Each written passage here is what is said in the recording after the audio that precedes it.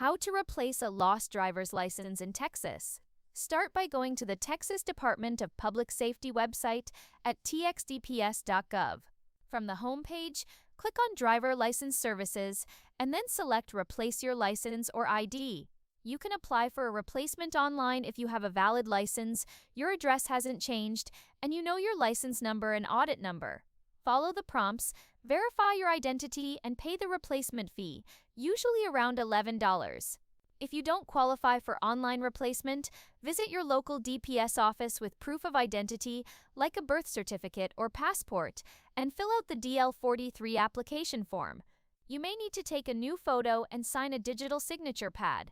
After processing, you will receive a temporary license on the spot, and your new card will arrive by mail in about 2 to 3 weeks.